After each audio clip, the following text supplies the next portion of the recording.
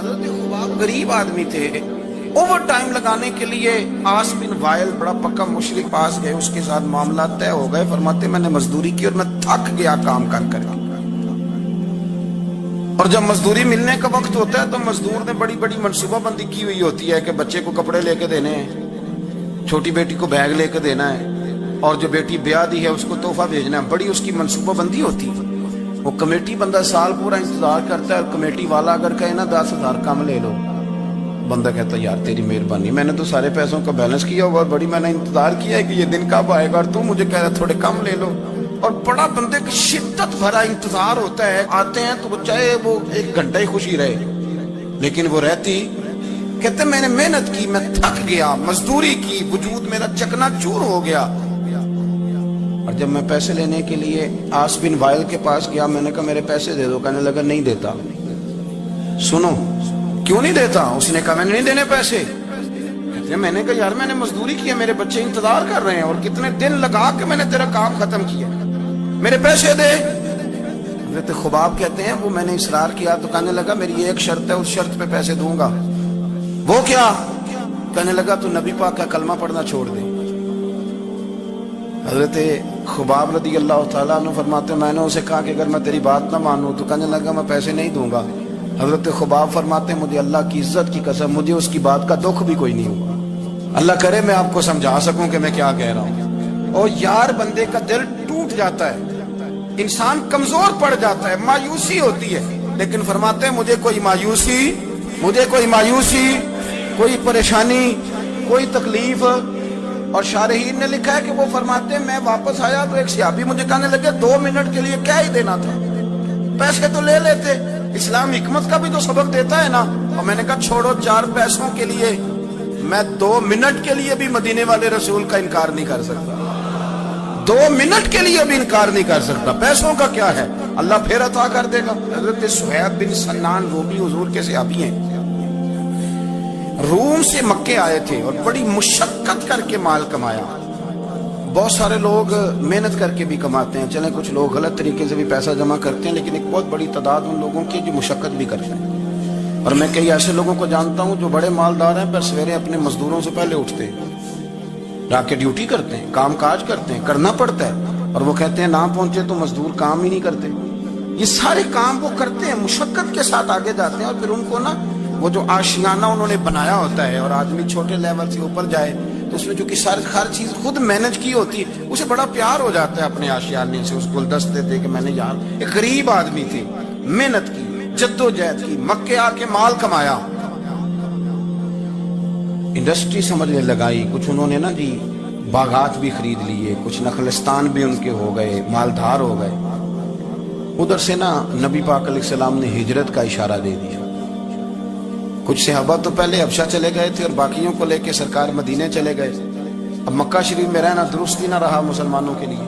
آپ بڑی توجہ سے اس بات کو سمجھیں کہ حضرت سہیب ایک مالدار آدمی، اور مالدار بندے کا کاروبار چھوڑ کے، انڈسٹری چھوڑ کے، علاقہ چھوڑ کے ہجرت کرنا یہ ایک بڑا کٹھن مرحلہ ہے۔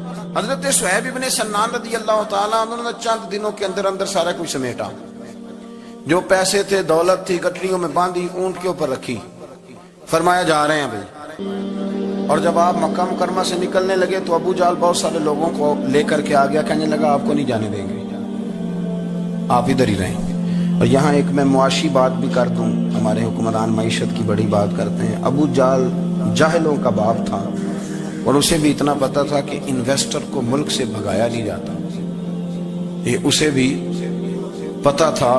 اس نے حضرت سہیب ابن سنان کو یہ آفر دی، یہ واحد بندہ ہے جسے آفر دی، کہنے لگا سہیب ہم تمہیں تنگ نہیں کرتے، تو مکہ شریف میں رہ کے اپنی مرضی کی نمازیں پڑھو، اپنے طریقے پر عبادت کرو، پر مکہ چھوڑ کے نہ جاؤ۔ حضرت سہیب کہنے لگے میں مکے جن کی وجہ سے رہتا تھا جب وہی نہیں مکے رہے، آپ سمجھے میری بات کو۔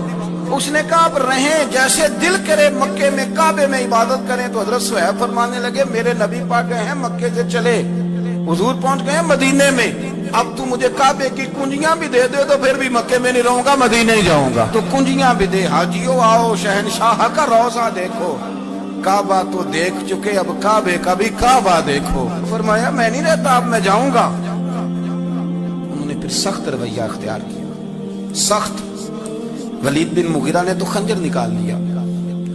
کہنے لگا تو غریب آیا تھا روم سے اور تو نے یہاں کی اتنی جائیدادیں بنائی ہیں, تو مال تو نے مکے میں کمایا تو ہم لے جانے نہیں دیں گے.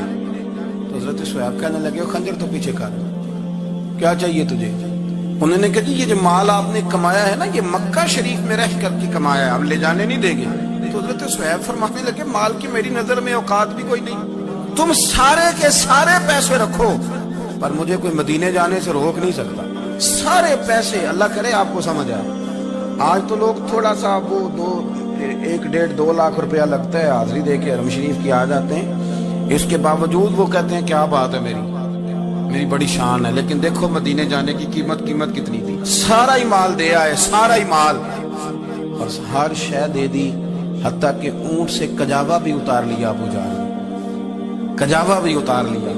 کجاوے کے بغیر اونٹ کا سفر بڑا مشکل ہوتا تھا, عرب کے اندر پسینہ بڑا سخت آتا تھا, تحمل والے لوگ ہوتے تھے, اذیت ہوتی تھی.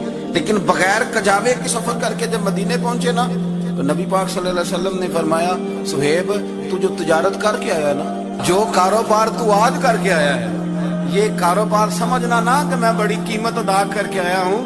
فرمایا تو نے مال تھوڑا خرچ کیا ہے پر اللہ کو بھی راضی کر لیا, اللہ کے رسول کو بھی راضی کر لیا. یہ نہ سمجھنا کہ میں نے بڑے پیسے. رسول کائنات صلی اللہ علیہ وسلم نے فرمایا صہیب آج جو تجارت کی ہے بڑی نفع والی کی ہے, تم پیسے تھوڑے لگائے ہیں اور رب رسول کو راضی کر لیا ہے, تھوڑے پیسے. تو صحابہ کرام نے نا وہ کمٹمنٹ تھی ان کی دین کے ساتھ کہ کوئی چیز انہیں پیچھے ہٹا سکتی. وہ حضرت نظام الدین اولیاء محبوب الہی رحمت اللہ علیہ نے نا اپنے جوتے کسی کو تحفے میں دے دیے, تو خواجہ میر خسرو نے 2 لاکھ روپے کے خرید لیے. میرے مرشد کے جوتے ہیں نا 2 لاکھ کے خرید لیے, اور خرید کے نا چلیں کسی نے فتویٰ لگانا ہو تو لگائے, پر ہم کیا کریں, طریقت کے لوگ ہیں نا, باتیں کرنی پڑتی ہیں. امامہ شریف کے اندر جوتے رکھ لیے, ٹوپی کے اوپر ایک جوتا ادھر رکھا ایک ادھر رکھا, اور اوپر پگڑی باندھ لی.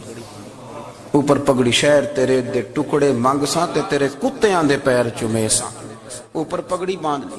خواجہ نظام صاحب تقریر کر رہے تھے, واز کر رہے تھے, تو حضرت امیر خسرو بھی آ کے بیٹھ گئے. تو فرماتے ہیں میرے دل میں خیال تھا کہ بڑا خوش نصیب ہوں, 2 لاکھ کے جوتے خریدے ہیں مرشد کے, اور اس زمانے میں 1 روپے کے 4 جوتے آتے تھے. 2 لاکھ کے جوتے خریدے ہیں, بڑا خوش بخت ہوں.